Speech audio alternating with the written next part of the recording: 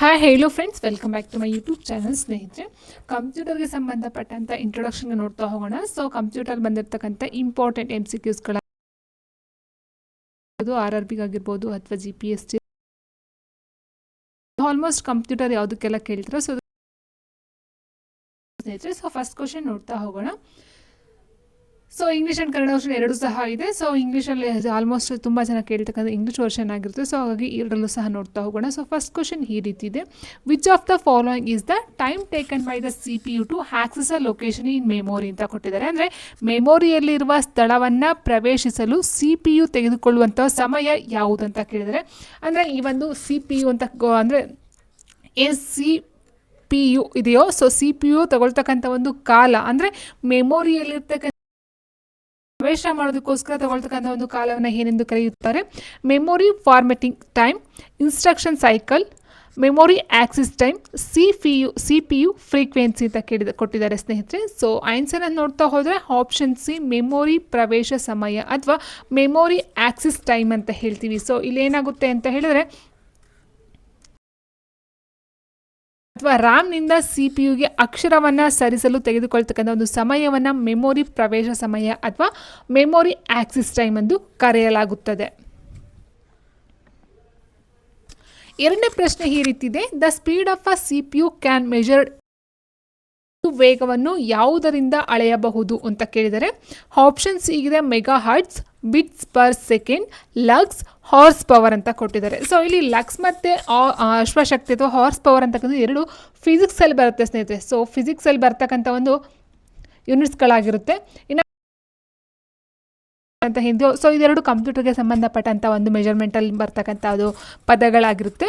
So CPU ವೇಗವನ್ನು ಅಳಿತಕ್ಕಂಥ ಒಂದು measured ಅಂತ ಹೇಳಿದ್ರೆ ಆಪ್ಷನ್ ಎ ಮೆಗಾ ಹರ್ಟ್ಸ್, ಅದನ್ನು MHz ಅಂತ ಹೇಳ್ತೀವಿ. ಅಂದರೆ ಎಮ್ ಮೀನ್ಸ್ ಮೆಗಾ ಬರುತ್ತೆ, ಹರ್ಟ್ಸ್ನ ಅಳಿತಕ್ಕಂಥದ್ದು HZ ಇಂದ ಹರ್ಟ್ಸನ್ನು ಅಳಿತೀವಿ. ಸೊ ಮೆಗಾ ಹರ್ಟ್ಸ್ ಬಂದು CPU ಒಂದು ಸ್ಪೀಡನ್ನು ಅಳಿತಕ್ಕಂಥದ್ದಾಗಿರುತ್ತೆ.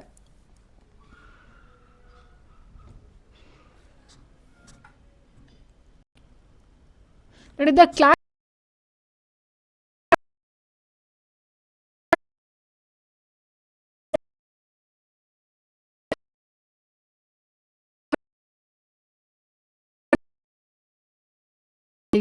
ಇದನ್ನು ನಾವು ಮೆಗಾ ಹರ್ಟ್ಸ್ ಮತ್ತು ಗಿಗಾ ಹರ್ಟ್ಸ್, ಸೊ ಇಲ್ಲಿ M ಆಗಿರ್ಬೋದು ಆ್ಯಂಡ್ G ಎರಡಲ್ಲೂ ಸಹ ಅಳಿತಕ್ಕಂಥದ್ದು ಆಗಿದೆ. ಸೊ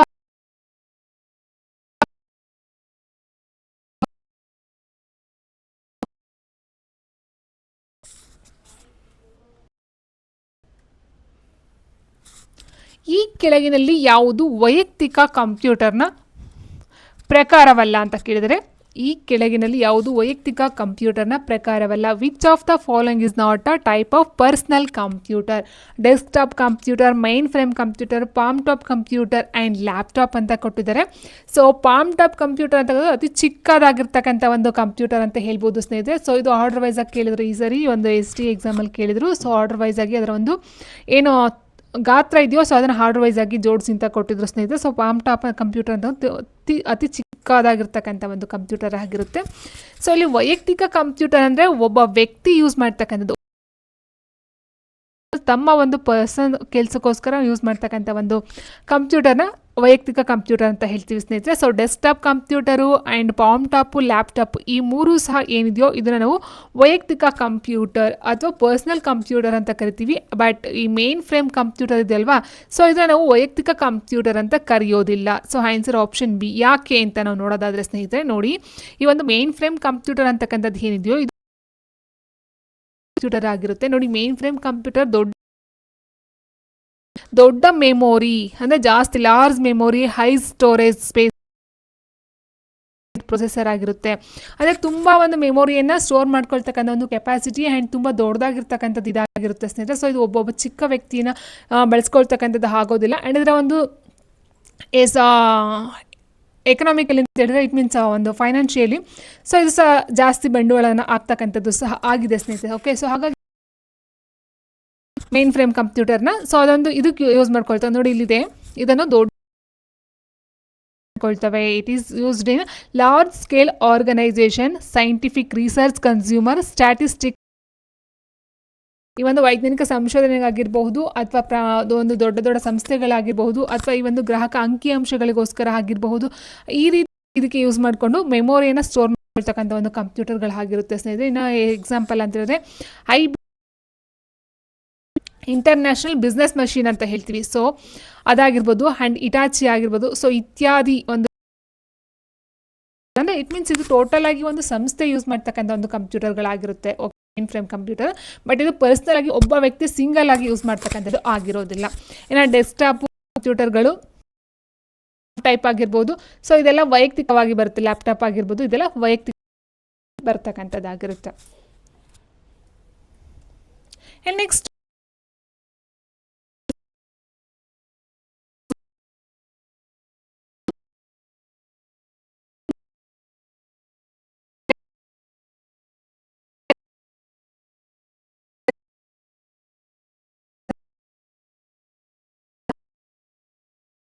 ಈ ಒಂದು ಐಕಾನ್ ಏನಿದೆಯೋ ನೋಡಿ,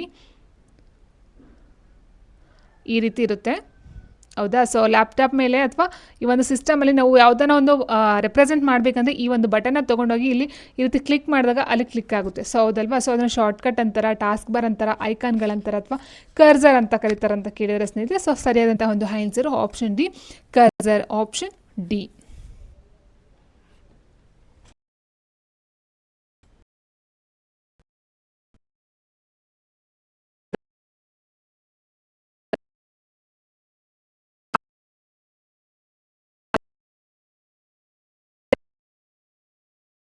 on a computer monitor or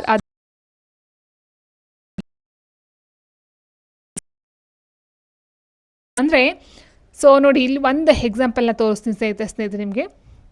S ಈ ರೀತಿ ಇದೆ ಅಂತ ಹೇಳಿದ್ರೆ ಎಸ್ ಓಕೆ, ಇದರ ಕಲ್ತಕ್ಕಂಥದ್ದು. ಸೊ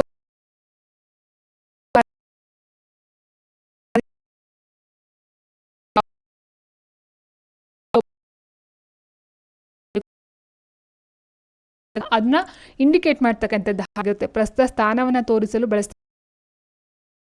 ಮಾಡ್ತಾ ಹೋಗ್ತೀವಿ. ಇದು ಪಠ್ಯ ಇನ್ಪುಟ್ ಅಥವಾ ಪಾಯಿಂಟಿಂಗ್ ಸಾಧನದಿಂದ ಇನ್ಪುಟ್ಗೆ ಪ್ರತಿಕ್ರಿಯಿಸುತ್ತದೆ, ಹೌದಾ. ಸೊ ಇನ್ಪುಟ್ ಅಂದರೆ ನಾವು ಅದೇ ಕ್ಲಿಕ್ ಮಾಡಿದಾಗ ಅದು ಹೊರಗಡೆ ತೋರ್ಕೊಳ್ತಕ್ಕಂಥದ್ದು ಆಗಿರುತ್ತೆ ಸ್ನೇಹಿತರೆ.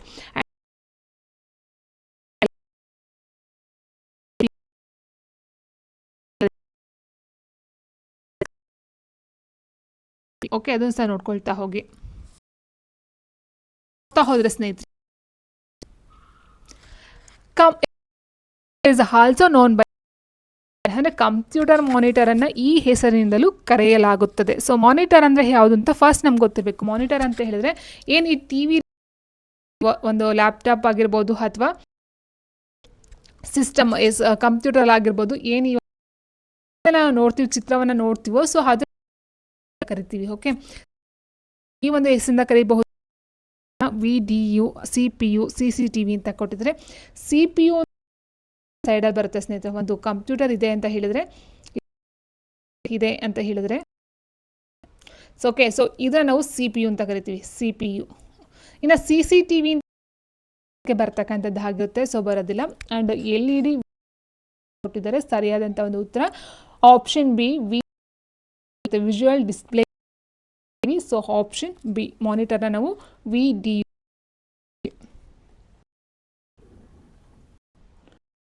ಹೇ computer monitor is also known by the VDU, visual display unit. So ಅದು ಅಬ್ರಿವೇಷನ್ ಹೇಳ್ಬೋದು ಸ್ನೇಹಿತರೆ. A computer monitor that displays information in pictorial or text form, ಹೌದಲ್ವಾ. ಸೊ ಕಂಪ್ಯೂಟರ್ ಮಾನಿಟರ್ ಅದನ್ನು ಚಿತ್ರಾತ್ಮಕವಾಗಿ ಅಥವಾ ಪಠ್ಯದಲ್ಲಿ ಮಾಹಿತಿಯನ್ನು ಪ್ರದರ್ಶಿಸ್ತಕ್ಕಂಥ ಒಂದು ಔಟ್ಪುಟ್ ಸಾಧನ. ಸೊ ಅಲ್ಲಿಂದ ನಮಗೆ ಇನ್ಫಾರ್ಮೇಷನ್ ಸಿಗುತ್ತೆ.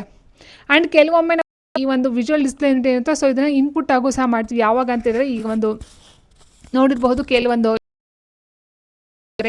ಮಾಮೂಲಿ ನಾರ್ಮಲ್ ಆಗಿ ಅಲ್ಲ, ಸೊ ಆಫೀಸ್ಗಳಲ್ಲಾಗಿರ್ಬಹುದು ಅಥವಾ ಕೆಲವೊಂದು ಸಂಸ್ಥೆಗಳಲ್ಲಾಗಿರ್ಬಹುದು ಪಾಯಿಂಟ್ ಪೆನ್ಗಳು ಬರುತ್ತಲ್ವ, ಸೊ ಅದನ್ನು ಇನ್ಪುಟ್ ಆಗೋ ಸಹ ಬಳಸ್ಕೊಳ್ತಕ್ಕಂಥ ಒಂದು ಇದು ಇದೆ. ಓಕೆ, ನೆಕ್ಸ್ಟ್ ನೋಡ್ತಾ ಹೋದರೆ ಮಾನಿಟರ್ ಸಾಮಾನ್ಯವಾಗಿ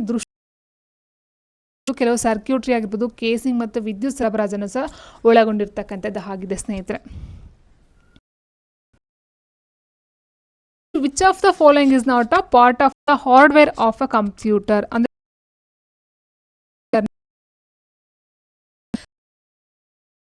ಸಾಫ್ಟ್ವೇರ್ ಅಂದ್ರೆ ಅಂತ ಗೊತ್ತಿರಬೇಕು ಸ್ನೇಹಿತರೆ. Hardware and software. So hardware ಅಂತ ಹೇಳಿದರೆ ನಾವು ಕೈಯಿಂದ ಮುಟ್ತಕ್ಕಂಥದ್ದು, ಓಕೆ, ಹ್ಯಾಂಡ್ ಟಚ್. ಸೊ ಹ್ಯಾಂಡಿಂದ ಟಚ್ ಮಾಡ್ತಕ್ಕಂಥ ನಾವು ಹಾರ್ಡ್ವೇರ್ ಅಂತ ಕರಿತೀವಿ. ಸಾಫ್ಟ್ವೇರ್ ಅಂತ ಹೇಳಿದರೆ ಅದನ್ನು ಟಚ್ ಮಾಡೋದಕ್ಕೆ ಆಗೋದಿಲ್ಲ. ಫಾರ್ ಎಕ್ಸಾಂಪಲ್ ಮೆಮೊರಿ ಅಂತ ಹೇಳ್ತೀವಿ. ಈಗ ಸ್ಟೋರೇಜ್ ಮಾಡಿರ್ತೀವಲ್ವ. ಇನ್ನೂ ಹೇಳಬೇಕಂತ ಹೇಳಿದ್ರೆ ಸ್ನೇಹಿತರೆ, ಈಗ ಒಂದು ಹಾರ್ಡ್ ಡಿಸ್ಕ್ ಇದೆ ಅಂತ ಅಂದ್ಕೊಳ್ಳಿ. Okay, hard disk. ಈ ಒಂದು ಹಾರ್ಡ್ ಡಿಸ್ಕ್ನ ನಾವು ಹಾರ್ಡ್ವೇರ್ ಅಂತ ಕರಿತೀವಿ.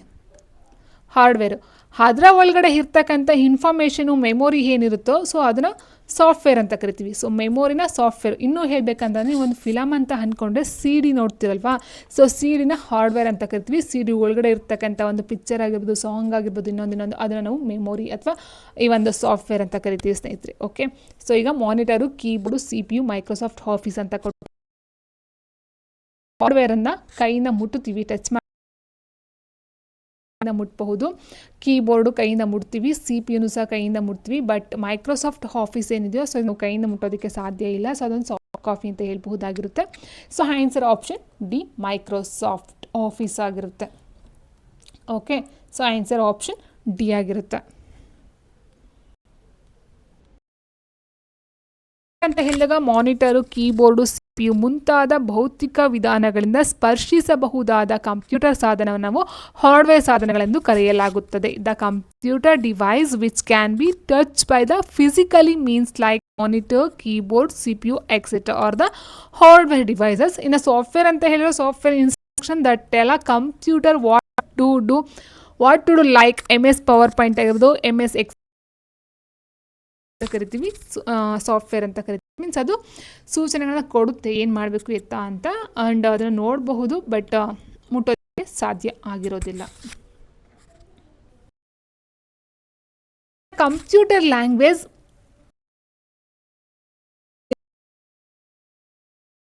MHz ಇದಕ್ಕೆ ಸಂಬಂಧಿಸಿದ ಆಲ್ರೆಡಿ ಹೇಳಿದಾಗೆ ಮೆಗಾ ಹರ್ಟ್ಸ್ ಅಂತ ಹೇಳ್ತೀವಿ. ಇದು ಮೆಮೊರಿ ಗಾತ್ರವನ್ನು ತೋರಿಸುತ್ತಾ ಅಥವಾ ಕಾಂಪ್ಯೂಟೇಷನ್ ವೇಗವನ್ನು ಅಳೆಯುತ್ತಾ ಅಥವಾ ಮೇಲ ಯಾವುದು ಅಲ್ಲ ಸಂಸ್ಕರಣ ವೇಗ ಅಂತ ಕೊಟ್ಟಿದ್ದಾರೆ. Memory size, computation speed, none of the above, processing speed. So ಮೆಗಾ ಹರ್ಟ್ಸ್ನ ನಾವು CPU ಒಂದು ಮೆಜರ್ ಮಾಡೋದಕ್ಕೆ ಯೂಸ್ ಮಾಡ್ತಕ್ಕಂಥದ್ದು ಆಗಿದೆ, ಹೌದಾ. ಸೊ ಅಲ್ಲಿ ಮೆಮೊರಿ ಗಾತ್ರ ಬರುತ್ತಾ? ಸೊ ನೋ ವೇ, ಚಾನ್ಸೇ ಇಲ್ಲ. ಯಾಕಂತ ಹೇಳಿದ್ರೆ ಸ್ನೇಹಿತರೆ, ಅದೊಂದು ಅಳಿತಕ್ಕಂಥದ್ದು, ಏನೋ ವೇಗವನ್ನು ಗಾತ್ರ ಸೈಜ್ ಬರೋದಿಲ್ಲ ಅದು. ಆ್ಯಂಡ್ ಕಾಂಪ್ಯೂಟೇಷನ್ ಸ್ಪೀಡ್ ಬರೋದಿಲ್ಲ, ಸಂಸ್ಕರಣ ವೇಗ. ಆಪ್ಷನ್ ಡಿ, ಪ್ರೊಸೆಸಿಂಗ್ ಸ್ಪೀಡನ್ನು ಅಳಿತಕ್ಕಂಥ.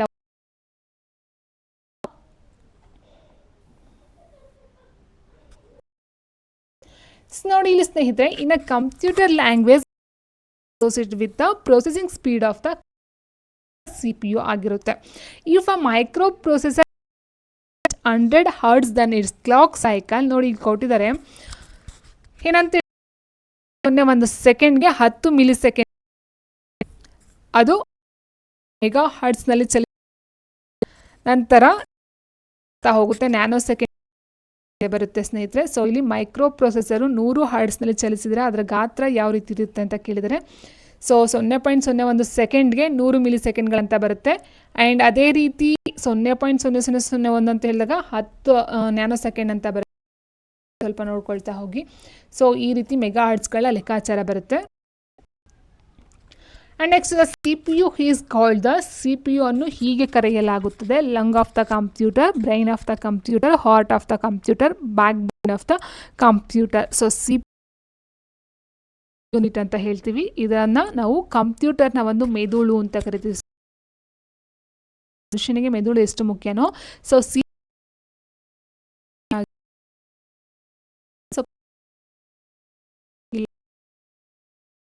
ಬಿ ಕಂಪ್ಯೂಟರ್ನ ಬ್ರೈನ್ ಅಥವಾ ಬ್ರೈನ್ ಆಫ್ ದ ಕಂಪ್ಯೂಟರ್ ಅಥವಾ ಕಂಪ್ಯೂಟರ್ನ ಮೆದುಳು. Sorry, which of the following is a processing unit? Central processing unit ಅಂತ ಹೇಳಿದ್ರೆ CPU ನ ಕಾಂಪೊನೆಂಟ್ಸ್ಗಳ ಘಟಕದ ಅಂಶವಾಗಿದೆ. So memory, mouse, monitor, keyboard. So mouse, monitor, keyboard ಈ ಮೂರೂ ಸಹ ಏನಿದೆಯೋ ಇದು ಪಾರ್ಟ್ಸ್ ಆಫ್ ದ ಕಂಪ್ಯೂಟರ್ ಆಗಿರುತ್ತೆ. Okay, parts of the computer ಅಂತಕ್ಕಂಥದ್ದು ಬಂದು ಇದು CPU ನ ಒಂದು ಅಂಶವಾಗಿರುತ್ತೆ ಅಥವಾ ಕಾಂಪೊನೆಂಟ್ ಆಗಿರುತ್ತೆ ಅಥವಾ ಒಂದು ಭಾಗವಾಗಿರುತ್ತೆ. ಓಕೆ, ಸೊ ಮೆಮೊರಿ ಬರುತ್ತೆ, ALU ಬರುತ್ತೆ, CU ಬರುತ್ತೆ. ಸೊ ಅದು ನೆಕ್ಸ್ಟ್ ನೋಡ್ತಾ ಹೋಗೋಣ. So answer option 1 memory.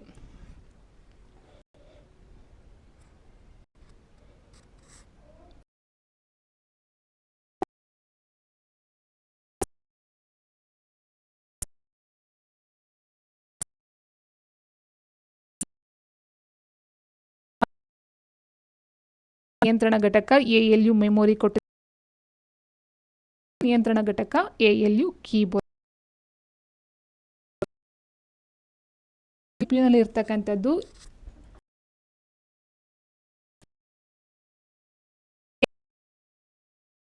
Physical unit ಬರುತ್ತೆ ಆ್ಯಂಡ್ ಮೆಮೊರಿ ಬರುತ್ತೆ. ಓಕೆ, ಮಾನಿಟರ್ ಬರೋದಿಲ್ಲ. ಸೊ ಮಾನಿಟರ್ ಬರಲ್ಲ ಅಂತ ಹೇಳಿದಾಗ ಆಪ್ಷನ್ A, B ಬರಲ್ಲ ಆ್ಯಂಡ್ ಕೀಬೋರ್ಡ್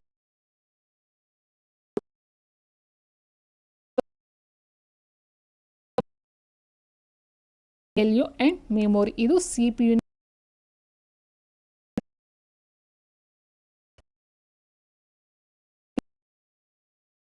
ನರವ್ಯೂಹ ಅಂತಾನೆ, ನರಮಂಡಲ ಅಂತಾನೆ ಹೇಳ್ಬೋದು, ನರ್ವಸ್ ಸಿಸ್ಟಮ್ ಅಂತಾನೆ ಹೇಳ್ತೀವಿ. ಸೊ ನೆಕ್ಸ್ಟ್ ಇನ್ನೂ ಇದೆ, ನೋಡ್ತಾ ಹೋಗೋಣ ಸ್ನೇಹಿತರೆ. ಕರೆಯಲಾಗುತ್ತದೆ. Which part of the computer is called heads, brain, RAM, hard disk, CPU, monitor. Exactly answer option C, CPU. CPUನ ಕಂಪ್ಯೂಟರ್ನ ಬ್ರೈನ್ ಅಂತ ಕರಿತೀವಿ. Full name of CPU in computer science. ಸ್ನೇಹಿತರೆ ಇದೆಲ್ಲ ಎಕ್ಸಾಮ್ಸಲ್ಲಿ ಕೇಳಿರ್ತಕ್ಕಂಥ, ಸೊ ಹಾಗೆ ಇದು ಕ್ವಶನ್ಸು ರಿಪೀಟ್ ಆಗಿರಬಹುದು. ಅದಕ್ಕೆ ಕೇಳಿರ್ತಕ್ಕಂಥ ರೀತಿ ಚೇಂಜಸ್ ಯಾವ ರೀತಿ ಕೇಳಿದ್ದಾರೆ ಅಂತಕ್ಕಂಥದ್ದು ಆಗಿದೆ. ಇದೆಲ್ಲ ಎಕ್ಸಾಮ್ಸಲ್ಲಿ ಬಂದಿರತಕ್ಕಂಥ ಪ್ರಶ್ನೆಗಳಾಗಿರುತ್ತೆ.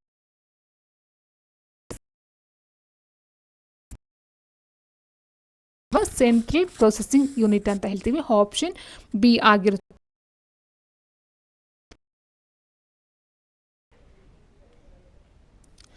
CPU ಕನ್ಸಿಸ್ಟ್ ಆಫ್, ಸೇಮ್ ಅದೇ ಕ್ವಶನ್ ಯಾವ ರೀತಿ ಹೇಳಿದ್ದಾರೆ ನೋಡಿ. CPU ಇವುಗಳನ್ನು ಒಳಗೊಂಡಿದೆ. ಸೊ ಆಲ್ರೆಡಿ ಹೇಳಿದೆ ನಾನು, CU ಹೌದಾ, ಕಂಟ್ರೋಲ್ ಒಳಗೊಂಡಿರುತ್ತೆ. ಅದಾದ ನಂತರ arithmetic and logical unit and memory.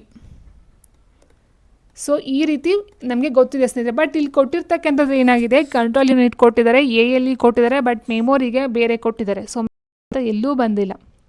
So ಇದನ್ನು ನಾವು ಯಾವ ರೀತಿ ಕನ್ಸಿಡರ್ ಮಾಡ್ತೀವಿ ಅನ್ನೋದಕ್ಕೆ ಇದೊಂದು best example. So input and processing ಬರೋದಿಲ್ಲ ಸ್ನೇಹಿತರೆ, ಹೌದಾ. ಸೊ ಇಲ್ಲಿ ನಮಗೆ ನಿಯಂತ್ರಣ ಘಟಕ ಬರುತ್ತೆ, ಅಂಕಗಣಿತ ಮತ್ತು ತಾರ್ಕಿಕ ಘಟಕ ಬರುತ್ತೆ, ಮತ್ತು ಪ್ರಾಥಮಿಕ ಸಂಗ್ರಹಣೆ ಬರುತ್ತೆ. ಓಕೆ, ಸೊ ಹೀಗಿರಬೇಕಾದ್ರೆ ಯಾವುದೋ ಆನ್ಸರ್ ತೊಗೊಳ್ಬೋದು. ಪ್ರೊಸೆಸಿಂಗ್ ಬರೋದಿಲ್ಲ, ಪ್ರೈಮರಿ ಸ್ಟೋರೇಜ್ ಬರೋದಿಲ್ಲ. So answer C, control unit, arithmetic, logic and primary storage ಆಗಿರುತ್ತೆ.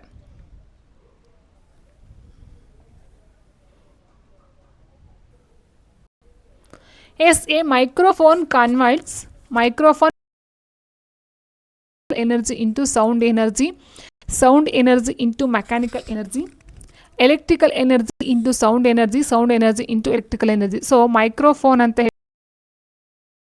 ಮಾತಾಡ್ತಕ್ಕಂಥ ಒಂದು ಧ್ವನಿಯನ್ನು ಸೊ ರೆಕಾರ್ಡ್ ಆಗ್ತಕ್ಕಂಥದ್ದು, ಹೌದಲ್ವಾ. ಸೊ ಅಲ್ಲಿ ಧ್ವನಿ ಶಕ್ತಿಯನ್ನು ವಿದ್ಯುತ್ ಶಕ್ತಿಯನ್ನಾಗಿ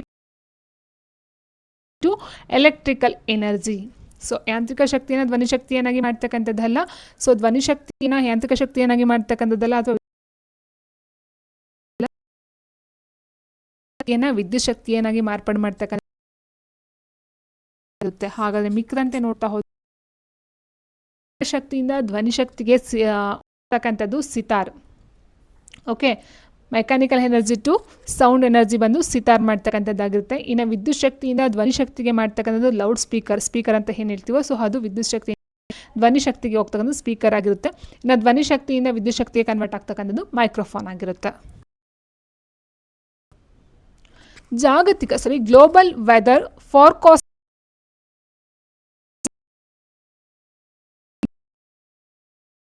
ಮಾಡಲಾಗುತ್ತದೆ ಅಂತ ಕೊಟ್ಟಿದ್ದಾರೆ. ಸೊ ಜಾಗತಿಕ ಹವಾಮಾನ ಅಂದ್ರೆ ಏನು, ಹೌದಾ. ಸೊ ಜಗತ್ತು ಅಂದ್ರೆ ಬ್ರಾಡ್, ತುಂಬಾ ವಿಶಾಲವಾಗಿರ್ತಕ್ಕಂಥದ್ದು, ಹೌದಾ. ಸೊ ಹೀಗಿರ್ಬೇಕಾದ್ರೆ ಕೆಳಗಿನಲ್ಲಿ ಯಾವುದನ್ನು ಬಳಸ್ಕೊಂಡು ಮಾಡ್ತಾರೆ ಮುನ್ಸೂಚನೆ, ಮಿನಿ ಕಂಪ್ಯೂಟರ್, ಹೈಬ್ರಿಡ್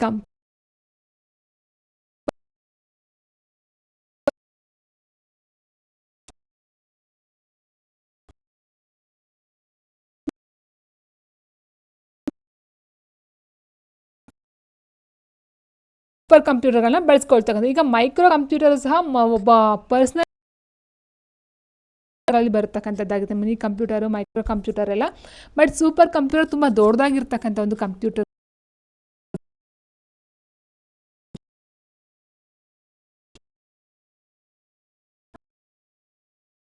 ತಕ್ಕಂಥದ್ದಾಗಿರುತ್ತೆ. CDC 6600 ಸಾಮಾನ್ಯವಾಗಿ 1964ರಲ್ಲಿ ಸೆಮೌರ್ ಕ್ರೇ ನಿರ್ಮಿಸಿದ ಮೊದಲ ಸೂಪರ್ ಕಂಪ್ಯೂಟರ್ ಎಂದು ಗುರುತಿಸಲಾಗುತ್ತದೆ. ಭಾರತದ ಮೊದಲ ಸೂಪರ್ ಕಂಪ್ಯೂಟರ್ ಬಂದು ಪರಂ 8000. ಇದನ್ನು ಪ್ರೊ ವಿಜಯ್ ಭಟ್ಕರ್ ಅಭಿವೃದ್ಧಿಪಡಿಸಿದ್ದಾರೆ. ವೆರಿ ಇಂಪಾರ್ಟೆಂಟ್ ಸ್ನೇಹಿತರೆ. ಸೊ ಸೂಪರ್ ಕಂಪ್ಯೂಟರ್, ಮೊದಲ ಸೂಪರ್ ಕಂಪ್ಯೂಟರ್ ಯಾವುದಂತ ಹೇಳಿದ್ರೆ CDC 6600. ಸೊ ಇದು 1964ರಲ್ಲಿ ಸೆಮರ್ ಕ್ರೇ ಅವರು ನಿರ್ಮಾಣ ಮಾಡ್ತಕ್ಕಂಥದ್ದಾಗಿರುತ್ತೆ. ಬಟ್ ಭಾರತದಲ್ಲಿ ಇರ್ತಕ್ಕಂಥದ್ದು ಪರಂ 8000. ಇದನ್ನು ಪ್ರೊ ವಿಜಯ್ ಭಟ್ಕರ್ ಅವರು ಮೊಟ್ಟ ಮೊದಲ ಬಾರಿಗೆ ಭಾರತದಲ್ಲಿ ಸೂಪರ್ ಕಂಪ್ಯೂಟರ್ನ ತಯಾರನ್ನು ಮಾಡ್ತಕ್ಕಂಥ ಇಂಪಾರ್ಟೆಂಟ್ ಸ್ನೇಹಿತರೆ. ಆ್ಯಂಡ್ ಇದು ಇಂಪಾರ್ಟೆಂಟ್.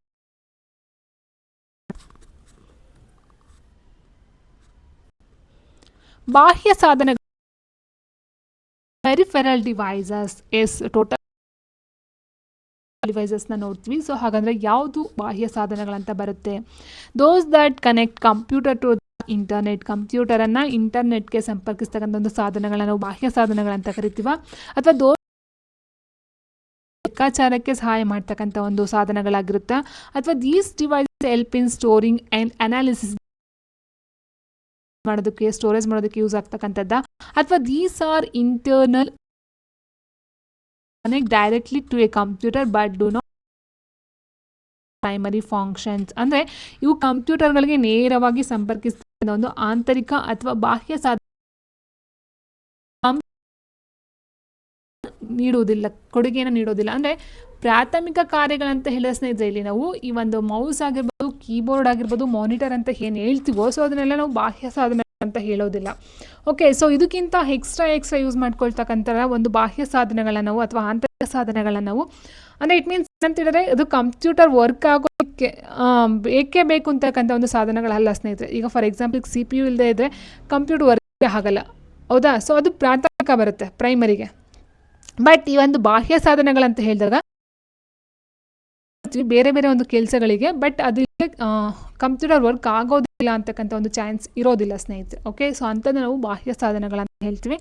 ಸೊ ಇಲ್ಲಿ ಕರೆಕ್ಟಾಗಿರ್ತಕ್ಕಂಥ ಒಂದು ಆನ್ಸರ್ ಅಂತ ಹೇಳಿದಾಗ, ಸೊ ಆನ್ಸರ್ ಆಪ್ಷನ್ ಡಿ ಆಗಿರುತ್ತೆ. ಇದು ಕಂಪ್ಯೂಟರ್ಗೆ ಕೆಲಸ ಮಾಡೋದಕ್ಕೆ ಯೂಸ್ ಮಾಡ್ತೇವೆ, ಬಟ್ ಪ್ರಾಥಮಿಕ ಇದು ಫಾರ್ ಎಕ್ಸಾಂಪಲ್ ಅದು ಹೇಳಿದಾಗ ಒಂದು CPU ಆಗಿರ್ಬೋದು, ಮಾನಿಟರ್ ಆಗಿರ್ಬೋದು, ಕೀಬೋರ್ಡ್ಗಳು, ಸೊ ಇದಿಲ್ಲದೆ ಕಂಪ್ಯೂಟರ್ ವರ್ಕ್ ಮಾಡಲ್ಲ ಅಲ್ವಾ? ಸೊ ಆ ಒಂದು ಲಿಸ್ಟ್ಗೆ ಸೇರಿಸ್ಕೊಳ್ಳೋದಕ್ಕೆ ಆಗೋದಿಲ್ಲ. ನೋಡಿ ಇಲ್ಲಿ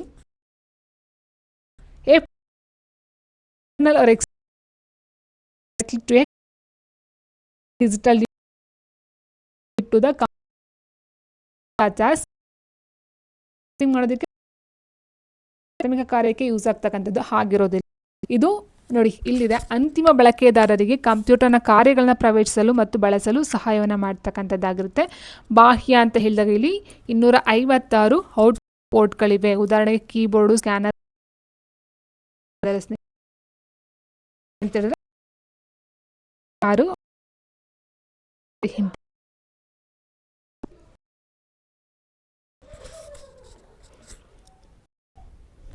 is how input ports are there in peripheral input. ಬಾಹ್ಯವಾಗಿ ಎಷ್ಟು ಔಟ್ಪುಟ್ ಪೋರ್ಟ್ಗಳಿದ್ದಾವೆ ಅಂತ ಕೊಟ್ಟಿದ್ದಾರೆ. 512 200 ಅಂತ ಬೀಟ್ಸ್ 256 ಬಾಹ್ಯ ಸಾಧನಗಳು ಕಂಡು.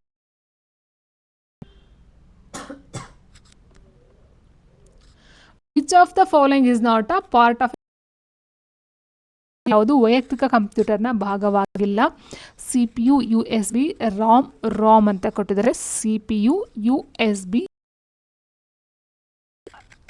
ROM. ಓಕೆ, ROM ಆಗಿರುತ್ತೆ. ಸೊ ಇಲ್ಲೆಲ್ಲದಕ್ಕೂ ಸಹ ನಾವು ಅಬ್ರಿವೇಷನ್ ನೋಡಲೇಬೇಕಾಗುತ್ತೆ ಸ್ನೇಹಿತರೆ. CPU ಅಂತ ಹೇಳಿದ್ರೆ ಆಲ್ರೆಡಿ ನಾವು ನೋಡಿದಾಗೆ ಸೆಂಟ್ರಲ್ ಪ್ರೊಸೆಸಿಂಗ್ ಯೂನಿಟ್ ಅಂತ ಹೇಳಿದ್ವಿ. USB ಅಂದರೆ ಯೂನಿವರ್ಸಲ್ ಸೀರೀಸ್ ಬಸ್ ಅಂತ ಹೇಳ್ತೀವಿ.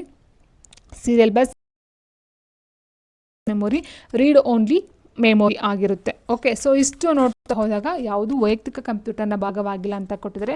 ಇಲ್ಲಿ ರ್ಯಾಮ್ ಮತ್ತು ರಾಮ್ ಅಂತಕ್ಕಂಥದ್ದು ಇದೊಂದು ಮೆಮೊರಿಗೆ ಬರುತ್ತೆ ಸ್ನೇಹಿತರೆ. ಸೊ ಅದು ಸೆಕೆಂಡರಿ ಆಗಿರ್ಬೋದು ಅಥವಾ ಪ್ರೈಮರಿ ಆಗಿರ್ಬೋದು. ಸೊ ಅದೊಂದು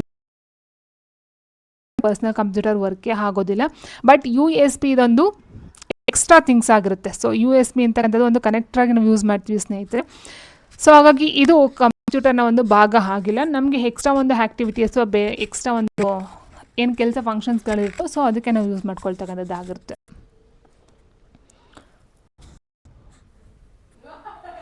okay, so USB stands universal serial bus ಅಂತ ಹೇಳಿ ಫೇಸ್ ಆಗಿರುತ್ತೆ. ಆ್ಯಂಡ್ ಇದು ಸಾಧನಗಳು ಮತ್ತು ವೈಯಕ್ತಿಕ ಕಂಪ್ಯೂಟರ್ ಅಥವಾ ಸ್ಮಾರ್ಟ್ಫೋನ್ ಅಂತಹ ಹೋಸ್ಟ್ ನಿಯಂತ್ರಕಗಳ ನಡುವೆ ಸಂವಹನ ಸಂಗ್ರಹಿಸಿಕೊಳ್ಳೋದು, ಅಂದರೆ ಸಂವಹನ ಕನೆಕ್ಟ್ ಮಾಡ್ತಕ್ಕಂಥದ್ದಾಗಿ ಮಾಡಲ್ಲ ಅಂತಕ್ಕಂಥದ್ದೇನು ಇಲ್ಲ. Okay, is consider the father of computers. ಕಂಪ್ಯೂಟರ್ಗಳ ಪಿತಾಮಹ ಎಂದು ಇವರನ್ನು ಪರಿಗಣಿಸಲಾಗಿದೆ. Charles Bachman, John Atanasoff, Charles Babbage, Alan Turing ಬಂದಿದ್ದಾರೆ. ಸೊ ಇಲ್ಲಿ ಸರಿಯಾದಂಥ ಒಂದು ಉತ್ತರ ಅಂತ ಹೇಳಿದ್ರೆ ಆಪ್ಷನ್ ಸಿ ಚಾರ್ಲ್ಸ್ ಬ್ಯಾಬೇಜ್ ಕಂಪ್ಯೂಟರ್ಗಳ ಪಿತಾಮಹ. Option C.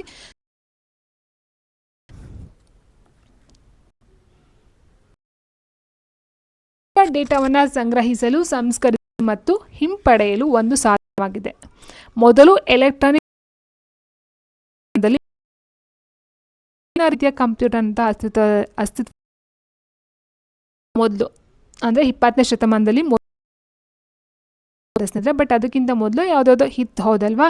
So Charles Babbage ಕಂಪ್ಯೂಟರ್ನ ಪಿತಾಮಹ ಎಂದು ಪರಿಗಣಿಸಲಾಗುತ್ತದೆ. Which of the following is not a computer components. ಈ ಕೆಳಗಿನಲ್ಲಿ ಯಾವುದು ಕಂಪ್ಯೂಟರ್ನ ಘಟಕ? ಯಾಕಂದ್ರೆ ಏನು ಎಕ್ಸಾಮಲ್ಲಿ ಬಂದಿರ್ತಕ್ಕಂಥ ಕ್ವಶನ್ ಆಗಿರೋದ್ರಿಂದ ಸೊ ಯಾವ ರೀತಿಯೆಲ್ಲ ಕ್ವಶನ್ಸ್ ಬಂದಿದೆಯೋ ಅಷ್ಟು ಕ್ವಶನ್ಸ್ ನಾನು ಇಲ್ಲಿ ಇನ್ಕ್ಲೂಡ್ ಮಾಡಿದ್ದೀನಿ ಸ್ನೇಹಿತರೆ. ಸೊ ಆಲ್ರೆಡಿ ಹೇಳಿದೆ ಕಂಪ್ಯೂಟರ್ನ ಘಟಕ ಬಂದು CU ಆಗಿರುತ್ತೆ.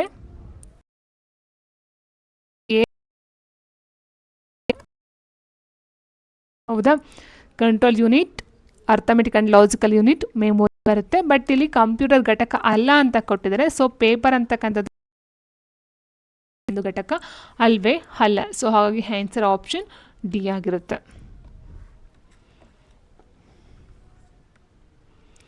ಓಕೆ ಸ್ನೇಹಿತರೆ, ಸೊ ಇದಾಗಿತ್ತು ಕಂಪ್ಯೂಟರ್ಗೆ ಸಂಬಂಧಪಟ್ಟಂಥ ಒಂದು ಅಂತ ಹೇಳ್ಬೋದು. ಸಂಬಂಧಪಟ್ಟಂತೆ ತುಂಬ ಇದೆ ಕಂಪ್ಯೂಟರ್ ಅಂತ ನೋಡ್ತಾ ಹೋದಾಗ. ಸೊ ಅಷ್ಟೆಲ್ಲ ನೋಡ್ತಾ ಹೋಗೋಣ ಸ್ನೇಹಿತರೆ. ಸೊ ಐ ಹೋಪ್ ವಿಡಿಯೋ ಇಷ್ಟ ಆಯ್ತು ಅಂತ ಅಂದ್ಕೊಳ್ತೀನಿ. ವಿಡಿಯೋ ಇಷ್ಟ ಒಂದು ಲೈಕ್ ಹೇಳ್ತಾ, ಸೊ ಯಾರು ಸಬ್ಸ್ಕ್ರೈಬ್ ಮಾಡ್ಕೊಂಡಿಲ್ಲ ದಯವಿಟ್ಟು ಚಾನಲ್ನ ಸಬ್ಸ್ಕ್ರೈಬ್ ಮಾಡ್ಕೊಂಡು ವಾಚಿಂಗ್.